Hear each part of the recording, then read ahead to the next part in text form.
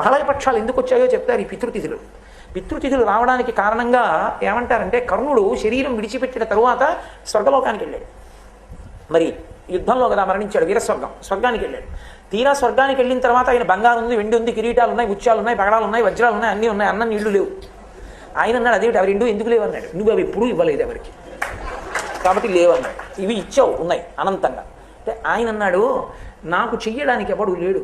ఎందుకనంటే మహాభారత సంగ్రామంలో అందరూ చచ్చిపోయిన తర్వాత బ్రాహ్మణులు నించోబెట్టి కృష్ణ భగవానుడు పేర్లు చదివించాడు, ఒక్కొక్కరి పేరు చదివిస్తే నువ్వులు నీళ్లు విడిచిపెట్టారు. వాళ్ళు ఉత్తమ లోకములను పొందుగాక అని ధర్మోదకం, ఆ దాహం తీరడానికి నీళ్లు వదిలేరు. వదిలితే అందరి పేర్లు చదివితే ఒక్కొక్క పేరు చదివితే మావాడే అని ధృతరాష్ట్రుడు తెలివాడు, మావాడే అని ధర్మరాజు తెలివాడు. కర్ణుడు అన్నాడు, మావాడు కాడన్నాడు ధృతరాష్ట్రుడు, మావాడు కాడన్నాడు ధర్మరాజు. నువ్వులు నీళ్ళకి నోచుకోనివాడు కర్ణుడు. అప్పుడు ఉండలేకపోయింది ఇంకా కుంతీదేవి, ఏడుస్తూ వచ్చి నిజం చెప్పింది.